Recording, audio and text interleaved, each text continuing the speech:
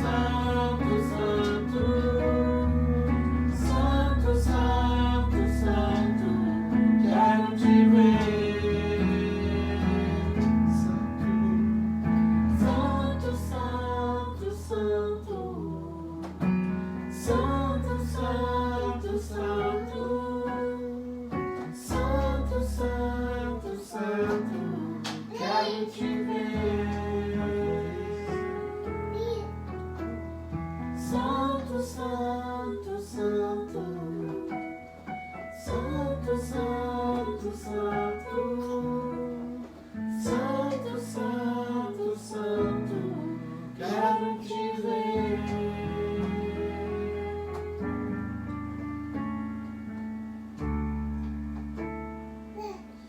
Jesus, em tua presença, reunimos aqui, contemplamos tua face e rendemos a ti, pois um dia a tua morte trouxe vida a todos nós e nos deu completo acesso ao coração do Pai.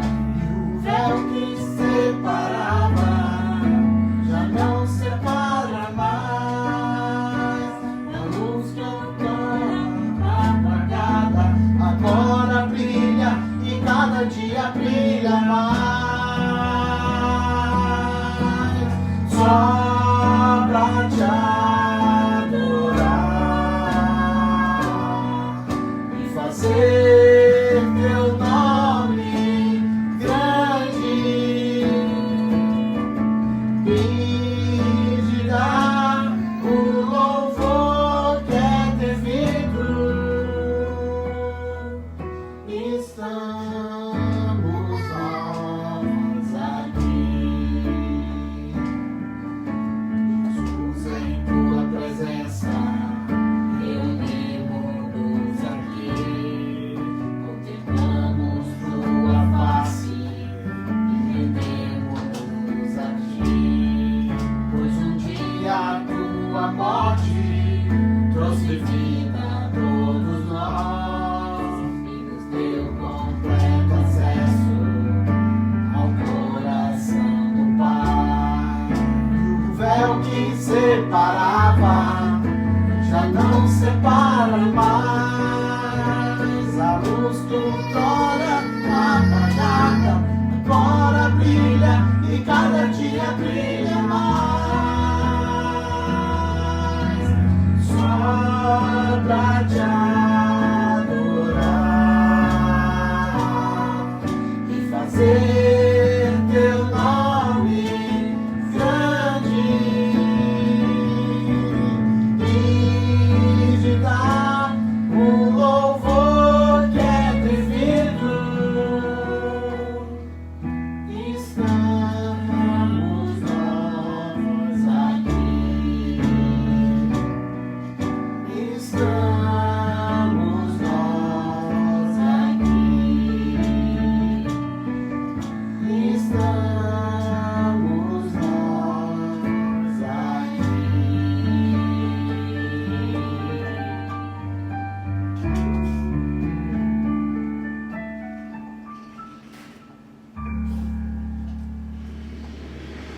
Obrigado, Senhor, por esse momento precioso de adoração. Obrigado, Deus, pela presença da Kelly e da Isabela fazendo back vocal conosco. É muito bom, Pai, termos uma voz feminina abrilhantando o nosso louvor. Agora, Pai, nós precisamos da Tua graça, da Tua direção, do favor do Teu Espírito Santo, para pregarmos algo nesta noite que vai trazer uma mudança total na vida de cada um dos nossos internautas. Pai, só o Senhor para nos dar graça de falar sobre a doce e maravilhosa pessoa do Espírito Santo de Deus. Senhor, eu preciso da Tua ajuda. Eu preciso que o Senhor me dê graça, sabedoria, unção.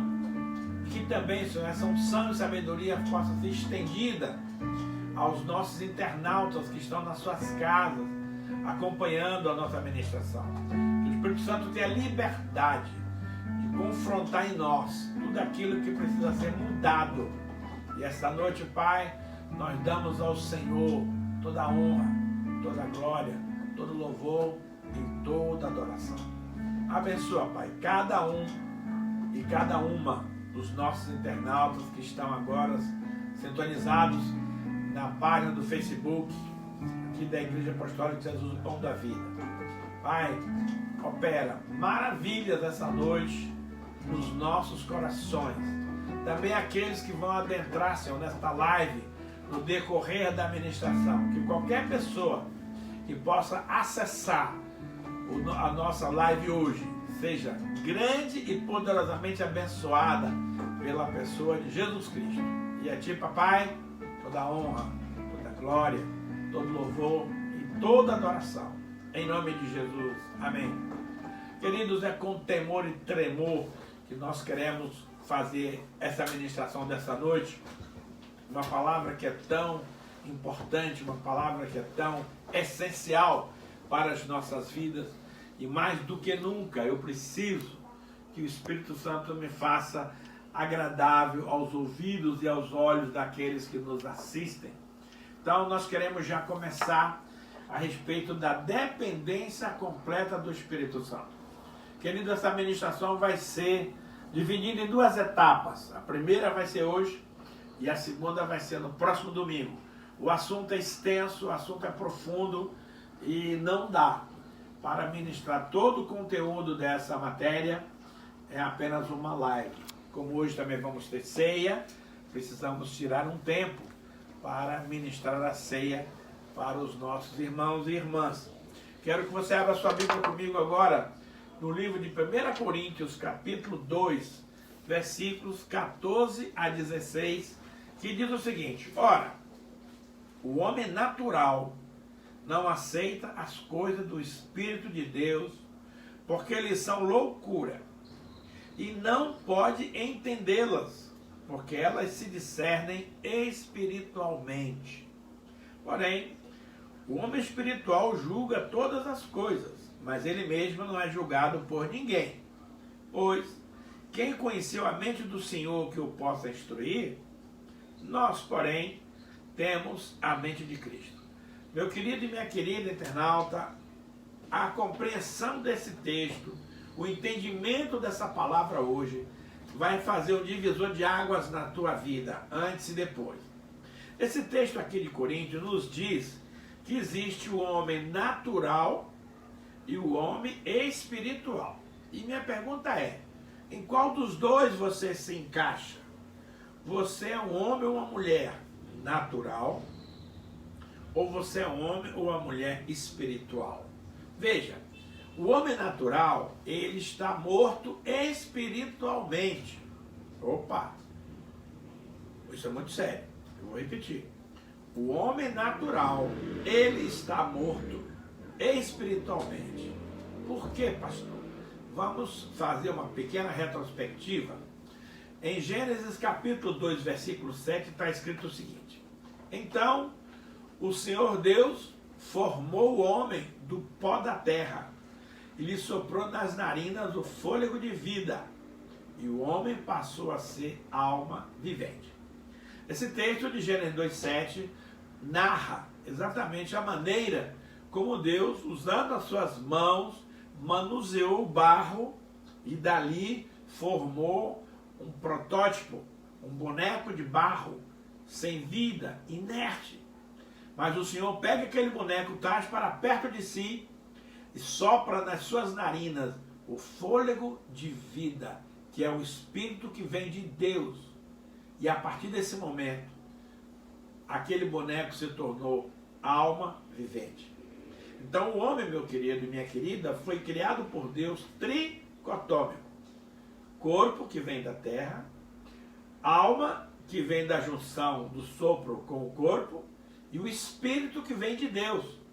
Então esse homem, ele foi criado espiritualmente completo. O Adão era um homem de muita sabedoria, de muito conhecimento. Então o Senhor pega o Adão e a Eva, sua esposa, e os coloca no jardim do Éden. E diz: olha, Adão, eu trouxe você aqui para administrar esse jardim. Você vai cuidar, você vai zelar, você vai tomar conta. E você pode, Adão, utilizar-se de todas as árvores que tem nesse jardim, exceto aquela árvore ali do meio, ó, que se chama a árvore do conhecimento do bem e do mal. Por que, Adão? No dia que delas comerdes, certamente morrereis. E você, meu amado internauta, conhece a história.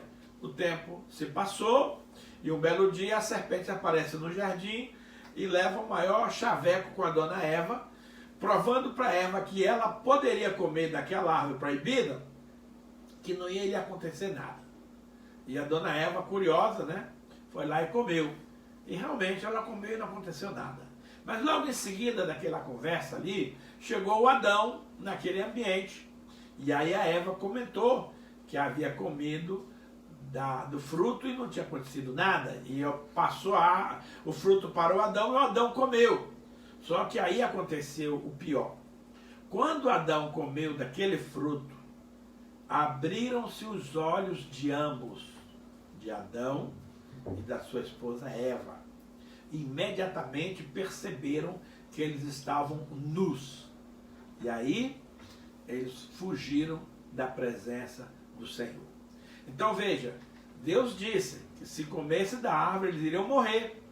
E eles comeram e morreram. Agora, com um detalhe, querido, eles não morreram fisicamente. Eles morreram espiritualmente. Quando Deus criou Adão, ele tinha uma comunicação direta com Deus. Adão estava o tempo inteiro online com o Senhor. A partir do momento que ele comeu da árvore, a comunicação foi cortada. Deus cortou o Wi-Fi de Adão. Agora, Adão não consegue mais se conectar com Deus, porque ele ficou offline. E de lá para cá, todas as pessoas que nasceram da descendência de Adão já nasceram com essa deficiência. Então o homem, quando nasce, já nasce como um homem natural. Daí a necessidade que nós temos de passar pelo processo do homem espiritual. E o texto aqui na abertura ele diz que o homem natural, querido, não aceita as coisas do Espírito de Deus, porque lhe parece loucura. Você imagina para um homem natural reagir àquela expressão que Jesus falou, que se alguém bater na tua face, dá o outro lado. Isso é loucura. Quando a Bíblia diz que você tem que perdoar a todas as pessoas, isso parece loucura. Quando Deus diz que você tem que amar a todos como Deus te ama, isso parece loucura. Quando Deus diz que você tem que amar os seus inimigos, isso parece loucura. Quando Deus diz que você tem que devolver o dízimo, isso parece loucura. Agora deixa eu lhe dizer algo. Esse texto aqui diz que o homem não aceita essas coisas porque parece loucura, e mais. E ele não pode entender essas coisas porque elas se discernem espiritualmente. Então, como ele está morto espiritualmente, não há como a sua capacidade intelectiva de entender esses princípios divinos, os princípios de Deus. Então, é preciso você passar pelo processo do novo nascimento, para aí sim voltar a se reconectar com o Altíssimo e viver a vida que Deus planejou para você. Observe, enquanto o homem natural ele está morto espiritualmente, o homem espiritual tem a mente de Cristo. Mas veja, ele não tem a mente de Cristo embutida na sua mente. Ele tem a mente de Cristo no seu coração. A mente de Cristo, querido, representa a doce e maravilhosa pessoa do Espírito Santo. Então, quem tem o Espírito Santo habitando dentro de si, tem a mente de Cristo. Mas isso só não basta. Você precisa recorrer a essa mente para tomar as decisões. Porque simplesmente saber que você tem a mente de Cristo e não usá-la para as suas necessidades, não tem muito sentido, não tem muito objetivo. Agora, olha só, os religiosos, eles têm muito conhecimento teórico da palavra de Deus, mas muito pouca prática. Então tem a teoria da palavra, mas não tem a prática, não adianta. Isso chama-se falsa sabedoria. O cara pensa que sabe, mas não sabe. Vamos ver um versículo aqui que vai nos esclarecer isso de maneira tremenda. 2 Coríntios 3, 5 e 6 diz assim: não que por nós mesmos sejamos capazes de pensar alguma coisa, como se partisse de nós. Pelo contrário, A nossa suficiência vem de Deus, o qual nos habilitou para sermos ministros de uma nova aliança, não da letra, mas do Espírito, porque a letra mata, mas o Espírito vivifica. Ainda sobre esse tema aqui, 1 Coríntios 8:1 diz assim, ó, o saber ensoberbece, mas o amor edifica. Então, quando as pessoas acham que sabe tudo, ela na verdade não sabe, mas acha que sabe, ela fica soberba, ela fica metida, ela fica prepotente, ela se acha melhor do que os outros. Ah, eu já li a Bíblia 10 vezes, e daí? Isso não quer dizer nada. Então, a Bíblia está dizendo aqui no versículo anterior que nada de bom surge de nós. A nossa suficiência, a nossa sabedoria, tudo de bom que nós fazemos vem da parte de Deus para nós comunicarmos com o nosso semelhante. Então, não pense que você, por si mesmo, é um grande PhD, é um grande intelectual, é um grande teólogo. Se você é tudo isso, parabéns. Mas essa sabedoria não vem de você, vem do Senhor. Então, muitas pessoas, queridos, acham que são filhos de Deus e não são. E aí, nós vamos confrontar você essa noite com essa palavra, mas eu tenho certeza que o Espírito Santo vai te balizar, vai te orientar, vai te mostrar a verdade. Olha só, hoje há um espírito de engano, queridos, atuando convincentemente no meio do povo de Deus. Ele lhe faz crer que você é uma pessoa nascida de novo e não é. Então, muito cuidado, porque nós precisamos esclarecer essas coisas hoje. Em Romanos 8, verso 13 e 14, diz assim, porque se viverdes segundo a carne, caminhais para a morte. Mas, se pelo Espírito mortificardes os feitos do corpo, certamente vivereis. A pergunta é, você está vivendo atualmente pela carne, pela vontade, pelos sentimentos, pelos desejos, pelo seu achômetro, ou você está vivendo pelo Espírito? Eu vou apertar um pouquinho mais esse parafuso aqui. Em Romanos 8, 9 diz assim, vós, porém, não estáis na carne, mas no Espírito, se de fato o Espírito de Deus habita em vós. E se alguém não tem o Espírito de Cristo, esse tal não é dele. E, meus amados, mas o que a gente conhece de pessoas que vivem pela carne hoje são incontáveis. Então, se você está vivendo na carne, você não tem o Espírito Santo. Não sou eu que estou dizendo, é a palavra de Deus. Então ele começa nos dando um crédito de confiança. Ele diz assim, olha, vós porém não estáis na carne, parabéns, mas no Espírito. Ah, é? Sim. Se o Espírito de Deus habita em vós. Claro, se o Espírito de Deus habita em vós, você está no Espírito, você não está na carne. Agora, se alguém não tem o Espírito de Cristo, esse tal não é dele. Então, para de ficar imaginando coisas e vamos cair na real. Vamos reconhecer as nossas falhas, as nossas debilidades, para a gente poder entrar nessa bênção de Deus. Olha só, em Romanos 8,14 diz assim, pois todos os que são guiados pelo Espírito de Deus são filhos de Deus. Amados, o que eu acho interessante nesse versículo aqui é que esse é um versículo reflexivo. Ele não diz assim, todos os filhos de Deus são guiados pelo Espírito Santo. Não é isso que está escrito aqui. Está exatamente o contrário. Ele está dizendo assim, ó, pois todos que são guiados pelo Espírito é que são filhos de Deus. Vou dar um exemplo prático para você entender essa colocação. Normalmente o motorista não gosta de andar no banco do carona, porque ele mesmo quer dirigir.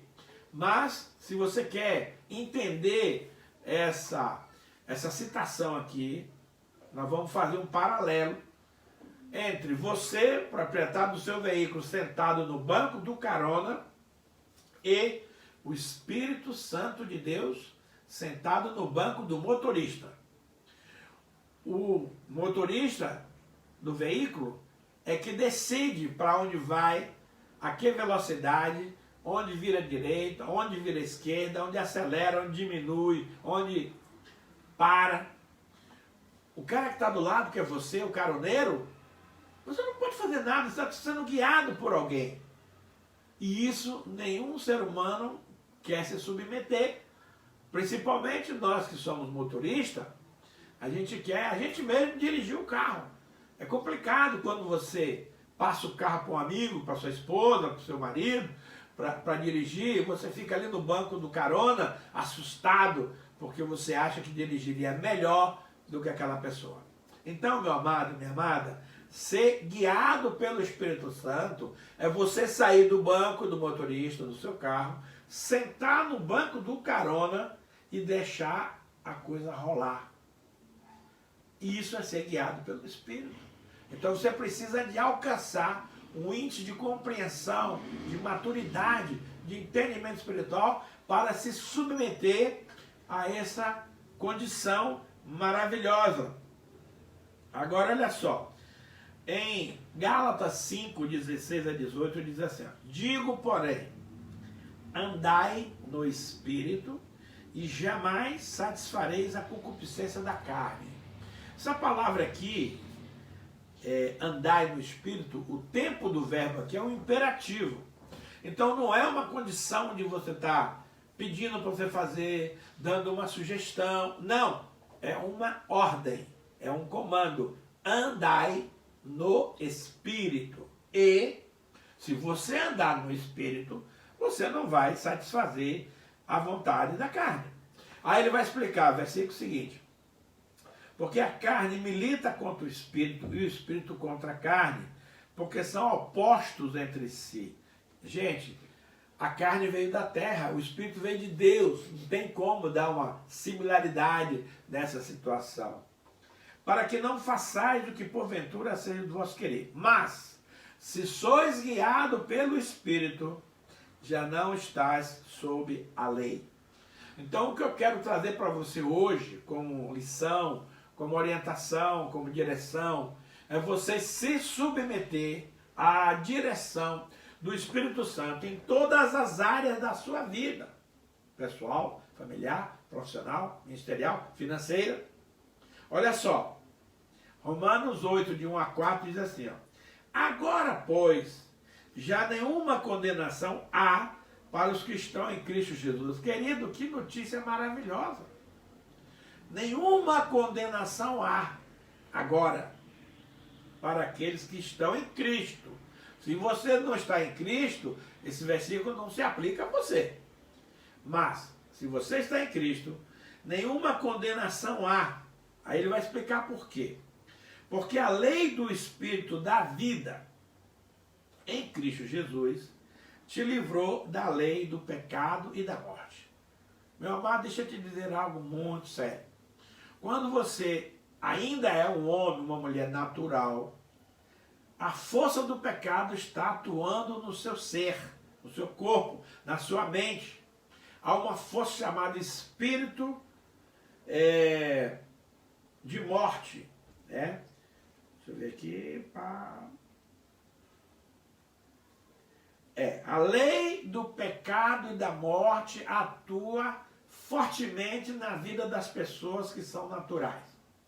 Então, nós vamos ter problema. Olha, a continuidade do versículo diz assim, porquanto o que for impossível à lei no que estava enferma pela carne, isso fez Deus enviando o seu próprio Filho em semelhança de carne pecaminosa e no tocante ao pecado, e com efeito condenou Deus na carne o pecado, a fim de que o preceito da lei se cumprisse em nós. Olha só, quem são esses nós?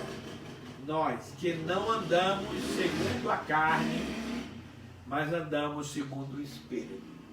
Então, meu amado, se você teve uma experiência com Jesus, o Espírito de vida entrou em você, você não é mais escravo do pecado.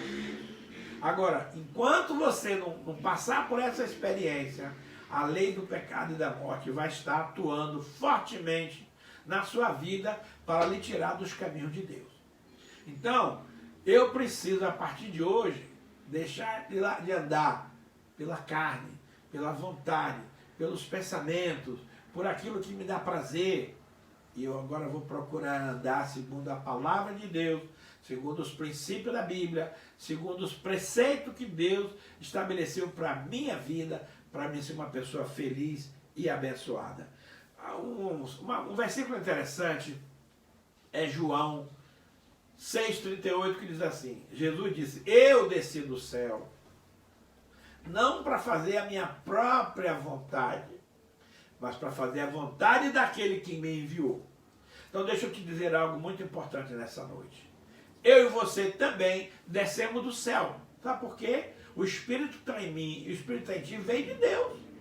Então nós não viemos de um deserto quente. Nós não viemos sem pais biológicos. Não. Nosso pai é Deus. Então nós temos o Espírito que está em nós, que veio de Deus. Então nós descemos do céu para fazer um trabalho aqui nessa terra. Mas nós não viemos para cá para fazer a nossa vontade, e sim para fazermos a vontade de Deus. Mas aqui, meu querido, está o grande choque, o grande paradoxo, o grande desafio. Porque quando eu me deparo entre fazer a vontade de Deus e fazer a minha vontade, fatalmente eu vou escolher fazer a minha vontade. E nisso eu vou estar andando na carne. Então Jesus é o nosso irmão mais velho, é o nosso referencial. Ele disse claramente que ele não veio do céu para cá para fazer a vontade dele. Tanto é que ele não queria ir para a cruz. Ele orou 3 vezes, Pai, se for possível, passe de mim esse cálice. Mas que não se faça a minha vontade e sim a tua. Que bom que a vontade de Deus prevaleceu. Jesus obedeceu e fez o teu resgate, o meu resgate da condição do pecado. Então veja, andar pelo Espírito é obedecer os preceitos de Deus. Andar pela carne é fazer a coisa que você gosta, que você acha que tem direito, é fazer aquilo que você acha melhor. Querido, quem é você, quem sou eu, para nos compararmos com a sabedoria, com a capacidade de Deus de nos avaliar, de nos julgar. Então veja bem, eu preciso andar no Espírito, para que todas as promessas, todas as bênçãos que Deus determinou na minha vida, elas se cumpram. Eu quero dizer para você, meu querido internauta, que eu sou um homem abençoadíssimo por Deus. Eu sou um pai abençoado, um avô abençoado, um pastor abençoado, um marido abençoado, um irmão abençoado, um líder abençoado, porque eu tenho procurado buscar fazer a vontade de Deus. Tudo tem sido positivo para mim, tudo tem sido maravilhoso para mim e para aqueles que andam comigo, porque a nossa bênção não fica em nós, ela é repassada para aqueles que compõem o nosso grupo familiar, espiritual, igreja, etc. Olha bem uma coisa aqui, amado. Quando nós nascemos de novo, o Espírito Santo vem morar em nós. Olha que notícia maravilhosa. Agora, a pergunta que não quer calar é a seguinte: o Espírito Santo que está em você, que entrou em você quando você aceitou Jesus, ele é apenas visitante, ele é apenas residente, ou ele é apenas presidente?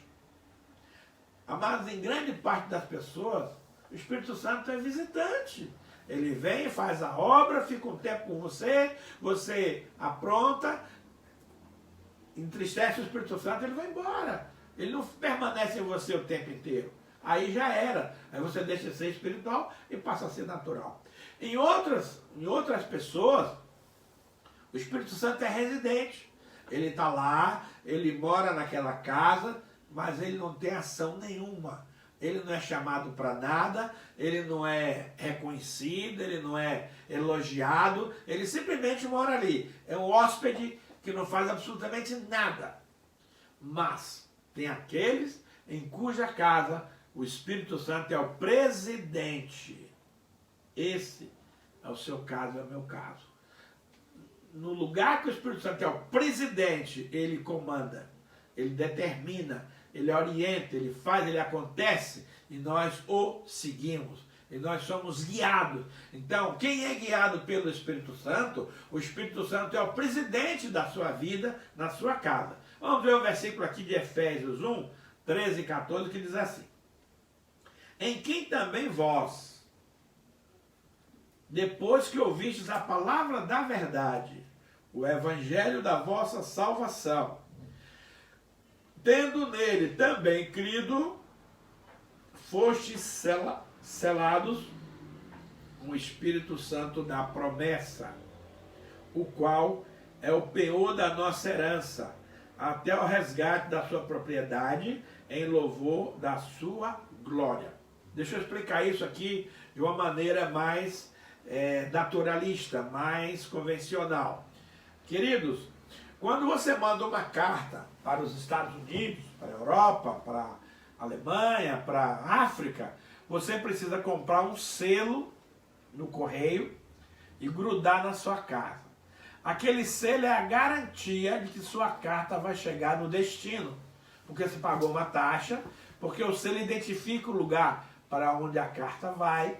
Então, o selo é uma garantia. Quando nós aceitamos Jesus, Deus Pai colocou dentro de nós esse selo, que é o Espírito Santo.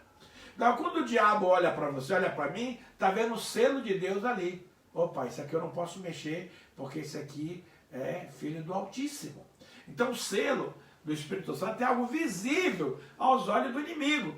Então, o inimigo bate o olho em você e recua, porque ele sabe que você tem dono, você tem um proprietário, você tem alguém que é responsável por você. Aí ele continua, que este selo, na verdade, é o penhor da nossa herança, até o resgate da sua propriedade, em louvor da sua glória. Veja, nesse tempo de pandemia, muitas vezes você está precisando levantar uma grana rápida, mas não quer tomar emprestado no banco. Então você pega algumas joias daquela que você tem em casa, vai lá na Caixa Econômica e põe aquela joia no prego. Ele chama isso de penhor.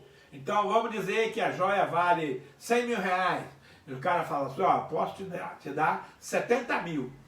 Aí você põe a joia lá no penhor, esse é o termo técnico, e a Caixa lhe passa os 70 mil para você cumprir seus compromissos, mas vai ter um dia que você vai ter que voltar para resgatar a joia que você penhorou. Então é isso. Esse selo de Deus é a garantia que nós vamos ficar seguros até a volta de Jesus. Olha que coisa maravilhosa, amado. Então, nós não estamos aqui nessa terra à toa. Não, Deus está cuidando muito bem de nós. Então, nós somos propriedade de Deus. Ele está de olho em nós, Ele cuida de nós, Ele nos abençoa, nos livra de acidentes, nos livra de coronavírus, nos livra de tudo que não presta. Porque nós somos propriedade do Senhor, carimbado. E esse carimbo, querido, é o Espírito Santo. Mas só tem esse carimbo aqueles que aceitaram Jesus e obedecem a Ele. Olha só, em 1 Coríntios 6,19 diz assim, acaso, isso é uma pergunta, não sabeis que o vosso corpo é santuário do Espírito Santo que está em vós, o qual tendes da parte de Deus, que não sois de vós mesmos? Querido, querida, esse corpinho lindo que você tem, que eu tenho, não nos pertence, pertence a Deus. Por isso as mulheres não podem andar se exibindo, mostrando suas intimidades, provocando as pessoas, porque esse corpo, minha irmã, que você tem não é teu, é do Senhor. Assim também os homens não podem andar exagerando também nas roupas, nos costumes, se envolvendo com outros homens, fazendo coisa que não é digno, porque o corpo não é teu, é de Deus. Amado, nós vimos algumas semanas atrás que o nosso Deus não habita em prédio feito por mãos humanas, prédio de concreto. Aquele prédio onde eu e você nos reunimos é o salão de reunião da igreja, mas Deus não mora ali. Deus mora em mim e em você. Quando a igreja está reunida, o Senhor está ali, porque Ele está em cada um dos seus filhos. Mas quando termina o culto e as pessoas vão para suas casas, o Senhor também sai daquele lugar. aquele ambiente passa a ser apenas um auditório de reunião, onde não tem ninguém para estar habitando aquele lugar. Então é muito sério, você tem que ter essa percepção, essa consciência de que o Espírito Santo de Deus habita dentro de você. E que esse corpo que eu e você temos não é mais nosso, ele foi comprado por um alto preço que foi o sangue de Jesus. Então, meus amados, essa questão do Espírito Santo é um divisor de águas. Ou você tem o Espírito Santo e é abençoado, ou você não tem e é apenas um religioso que não vai chegar a nenhum lugar. Olha só, Jesus sabia da importância do Espírito Santo na nossa vida. Olha só. Em João 16, versículo de 7 a 11, diz assim: mas eu vos digo a verdade, convém que eu vá, porque se eu não for, o Consolador não virá para vós outros. Quando Jesus escreveu essa palavra, ele estava morando aqui na terra. Então os discípulos tinham muito zelo com ele, muito amor, muita comunhão. E ele sempre dizia que ele ia voltar para o Pai. E a turma falou: não, senhor, você não pode fazer isso, que história é essa? Você vai, o Pai não vai nos deixar sozinhos aqui nessa terra? Ele falou: não, olha só, convém que eu vá, porque se eu for, eu lhes mandarei o Consolador, que é o Espírito Santo de Deus. Um dos nomes do Espírito Santo é Consolador. Então ele diz aqui, ó, convém que eu vá, porque se eu não for, o Consolador não virá para vós outros. Se, porém, eu for, ele já foi, eu vou-lo enviarei. E ele já enviou. No dia de Pentecostes, vamos estudar isso domingo que vem. No dia de Pentecostes foi o dia que o Espírito Santo desceu do céu para morar aqui na terra, no coração dos filhos de Deus. Quando ele vier, e ele já veio, ele convencerá o mundo do pecado, da justiça e do juízo. Amados, se não houver a atuação do Espírito Santo, ninguém se converte. Olha só. Do pecado, porque não crê em mim. Meus queridos e amados internautas do Senhor, o maior pecado que um ser humano comete é rejeitar a salvação de Cristo Jesus. É não crer em Jesus como teu Senhor e teu Salvador. Esse é o maior pecado. Porque sem a resolução desse negócio, nada mais avança, nada mais vai para frente. Ele também quer te convencer do juízo, porque ele vai para o Pai e você não o verá mais. E do juízo, porque o príncipe desse mundo já está julgado. Então veja, a atuação do Espírito Santo aqui na terra, ela é de fundamental importância para a conversão das pessoas, para que as pessoas compreendam o juízo de Deus e também compreendam a justiça do Senhor. No outro texto aqui, que nós já vamos terminar, de Atos 1, 4 e 5, 7 e 8, é outro texto tremendo que diz o seguinte: e comendo com eles, determinou-lhes que não se ausentasse de Jerusalém, mas que esperasse a promessa do Pai, a qual, disse ele, de mim ouvistes. Porque João, na verdade, batizou com água, mas vós sereis batizados com o Espírito Santo, não muito depois desses dias. E aí perguntaram para ele: Senhor, será esse o tempo que tu vais restaurar o reino a Israel? E aí ele deu uma resposta bem dura: não vos compete conhecer tempos ou épocas que o Pai reservou pela sua exclusiva autoridade, mas recebereis poder ao descer sobre vós o Espírito Santo, e sereis minhas testemunhas, tanto em Jerusalém, como em toda a Judéia e Samaria, e até os confins da terra. Veja, depois que Jesus ressuscitou, voltou do inferno com seu corpo glorificado, ele passou cerca de 40 dias na companhia dos apóstolos, ensinando a palavra, dando instruções. E nessa situação aqui, eles estavam tomando café, comendo. E aí Jesus determinou-lhes, não é questão de sugestão não, é ordem, que não se ausentasse de Jerusalém. Querido, se um ser humano quer fazer a obra de Deus sem a unção do Espírito Santo, ele vai levar lambada de tudo até lado, e a obra que ele vai fazer não vai ter nenhuma validade, não vai ter nenhum proveito.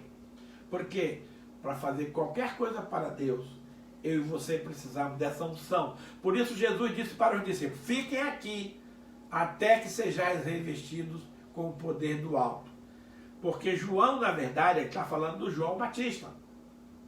Batizou aqueles discípulos aí do Rio Jordão com água para arrependimento do pecado. Mas aqueles discípulos seriam batizados não muito depois, exatamente 10 dias depois que Jesus falou isso aqui. Vocês vão ser batizados com o Espírito Santo e com fogo. E aí, meu amado, a coisa fica boa. Então, eles queriam saber a data. Quando é que vai ter isso, quando é que vai ter aquilo. Amado, deixa eu te dizer uma coisa muito importante. Não se meta a saber datas que Deus reservou para a sua exclusiva autoridade. Tempos e épocas é algo que somente Deus tem autonomia para fazer. Ele não quer te dar isso e nem a mim. Então, muito cuidado quando alguém chegar para você e dizer: Deus me disse que daqui a tanto dia vai acontecer tal coisa. Cuidado, porque pode ser um engano, né? Porque Deus não quer passar esses dados para ninguém. Eu sei que Jesus vai voltar a qualquer momento, mas eu não sou louco de anunciar nenhuma data, nenhum momento, porque eu não sei e eu não vou dar uma de maneca fogueteiro aqui. Então, mas ele falou assim: algo muito melhor do que você saber as datas é você receber a unção que vem do alto. Porque para mim e para você ser testemunha de Jesus, falar dos milagres, falar das curas, falar das palavras, você precisa dessa unção do Espírito Santo. E domingo eu vou dar continuidade a essa ministração, exatamente falando sobre o dia de Pentecostes, que foi o dia que o Espírito Santo veio do céu morar na terra, no coração de cada um. Vamos ter uma palavra de oração para que o Espírito Santo complete a obra na sua vida. Pai, muito obrigado por essa palavra. Meu amado Espírito Santo, naquilo que eu não fui claro, naquilo que eu não fui objetivo, naquilo que eu não consegui explicar, que o Senhor complete essa obra no coração de cada internauta, que ao final desse culto, Pai, todos possam estar compreendendo a profundidade, a seriedade desse assunto, e que a gente possa, a partir de agora, andar no novo patamar para a glória de Deus. Queridos, esse é o momento também de você devolver o seu dízimo. Hoje é dia de ceia, especialmente um dia apropriado para você fazer uma oferta de amor para o Senhor, entregar sua primícia. Vai estar aí no seu celular, no seu computador, o endereço do Bradesco, do Santander, onde a Igreja Pão da Vida tem as suas contas. Você pode anotar, fazer um depósito e depois nos comunica, para que a gente possa contabilizar essa doação, esse tributo que você estará entregando para nós. Pai, abençoa de maneira sobrenatural cada homem, cada mulher, cada criança que ouviu essa palavra, que entendeu e que vai fazer o seu depósito, o seu dízimo, da sua primícia, da sua oferta, para que nós possamos prosperar de maneira abundante num tempo de crise, num tempo de pandemia. O céu não está em crise, o céu não tem pandemia, então nós precisamos sair dessa situação aqui, praticando e observando a palavra de Deus no nosso coração. Amém, amados? Agora eu quero pedir que você possa abrir a sua Bíblia no livro de Mateus, Evangelho de Mateus, capítulo 26, verso 26 em diante, que diz o seguinte: enquanto comiam, tomou Jesus um pão, e abençoando-o, partiu, e deu aos discípulos, dizendo: tomai, comei, isso é o meu corpo. A seguir, tomou um cálice, e tendo dado graças, o deu aos discípulos, dizendo: bebei dele todos, porque isso é o meu sangue, o sangue da nova aliança, derramado em favor de muitos, para a remissão de pecado. E digo-vos que, desta hora em diante, não beberei desse fruto da videira, até aquele dia em que eu hei de beber novo convosco no reino de meu Pai. E tendo cantado um hino, saíram para o Monte das Oliveiras. Amados, ceia é um momento muito especial de comunhão entre o Deus Todo-Poderoso e os seus filhos, que somos nós. A ceia é um ato memorial em lembrança do sacrifício de Jesus na cruz do Calvário em favor das nossas vidas. A ceia é algo que é para ser celebrada todo mês, lembrando esse memorial. Agora, você deixar de participar da ceia como um cristão, você está pecando. Por outro lado, se você participar da ceia estando em pecado, você se torna réu do corpo e do sangue de Cristo. Então, a ceia é um momento de acerto de contas. Então, se você tem alguma pendência com alguém, olha aí do seu lugar, liberando perdão, pedindo perdão, e ao ter oportunidade presencial, você vai lá e se acerta pessoalmente com a pessoa. Mas não deixe de cear, porque você está em pecado. Então você procure confessar o seu pecado agora, para Deus e oportunamente para a pessoa que você ofendeu, para que você possa participar conosco desse momento precioso. E aqui eu estou com um pedaço de pão na minha mão. Esse pão representa o corpo de Cristo, que foi moído na cruz do Calvário por você e por mim. Eu vou orar consagrando esse pão. E a partir do momento que nós consagramos esse pão, ele se torna a representação do corpo de Cristo, que foi moído por nós. Pai, eu quebro agora, em nome de Jesus, toda a contaminação industrial deste pão feito do trigo. E a partir de agora eu quero pedir a santificação desse pão pelo poder da palavra de Deus. E declaro que a partir de agora esse pão e o pão que os meus irmãos estão nas suas casas apresentando ao Senhor, neste exato momento esse pão está sendo consagrado. E ele se torna o corpo de Cristo. E nós vamos agora comer esse corpo, esse pão, simbolizando o corpo de Cristo como um ato de reafirmação de aliança entre nós e o Senhor. Então comamos, amados.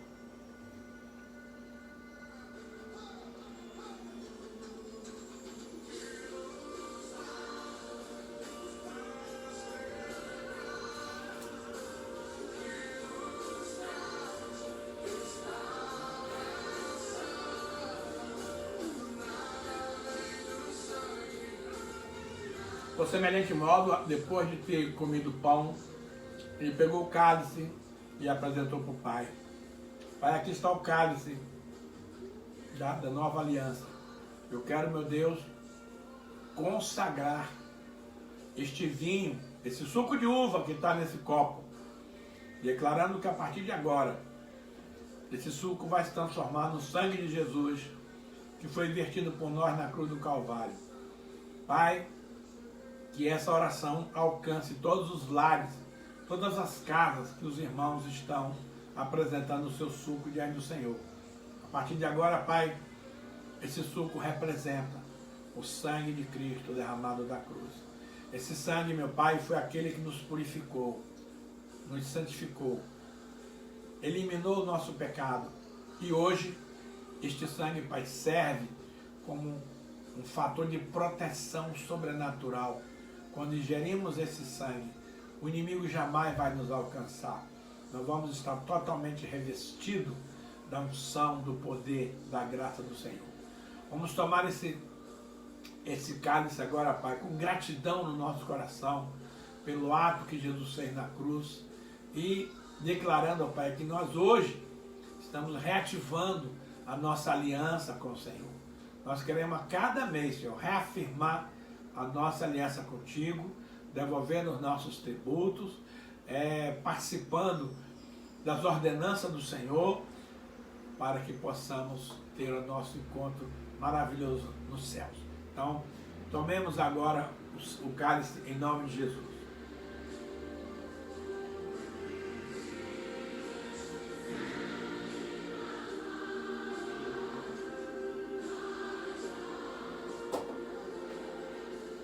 Obrigado, Deus, por essa ceia maravilhosa.